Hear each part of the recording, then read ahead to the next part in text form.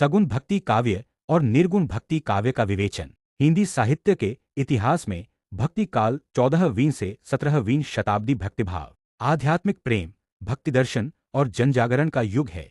इस काल के कवियों ने ईश्वर को पाने के दो मार्गों का प्रतिपादन किया। सगुण भक्ति और निर्गुण भक्ति दोनों धाराएं अपने दर्शन, भाषा, शैली और उद्देश्य के कारण विशिष्ट स्थान रखती हैं। एक सगुण भक्ति काव्य। सगुण भक्ति काव्य में ईश्वर को साकार रूप कुंयुक्त लीला विलासी माना गया है। भक्त अपने इष्ट देव को मानवीय रूप में अनुभव करता है और उनसे प्रेम, स्नेह, वात्सल्य तथा आनंद का संबंध स्थापित करता है।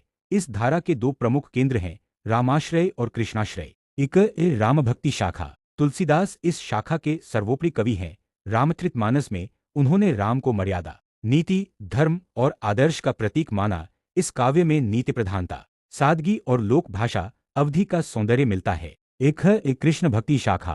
कृष्ण भक्ति मूलतः माधुर्य और प्रेम भावना पर आधारित है। सूरदास ने बालकृष्ण की लीलाओं के माध्यम से वात्सल्य रसा को चरम तक पहुंचाया, जबकि मीरा ने कृष्ण को अपना प्रियतम मानकर प्रेममय भक्ति का गान किया। ब्रजभाषा में रचित यह काव्य अत्यंत भावुक, मधुर और अलंकारिक है। सगुण भक्ति का उद्देश्य ईश्वर रूप सौंदर्य का आस्वादन, प्रेम की अनुभूति तथा भक्त और भगवान के बीच भावनात्मक संबंध स्थापित करना है। दो निर्गुण भक्ति काव्य। निर्गुण भक्ति काव्य में ईश्वर को निराकार, निर्गुण, निरुपाधि और सर्वव्यापी माना गया है।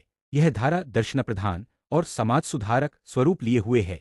निर्गुण भक्ति दो प्रमुख धाराओं में विभाजित है, ज्ञान मार्गी संत परंपरा और प्रेम मार्गी संत परंपरा। ज्ञान मार्गी संत परंपरा। कबीर, रैदास, दादू सेन जैसे संतों ने ईश्वर को निराकार माना और मोक्ष प्राप्ति के लिए आंतरिक साधना, ध्यान, नामस्मरण और आत्मबोध को आवश्यक बताया। कबीर ने पाखंड, जातिपाति, ढोंग, मूर्ति पूजा और धार्मिक कट्टरता का तीखा खंडन किया। उनकी साखियां और दोहे सरल, सहज और गहन दार्शनिक चेतना से युक्त हैं।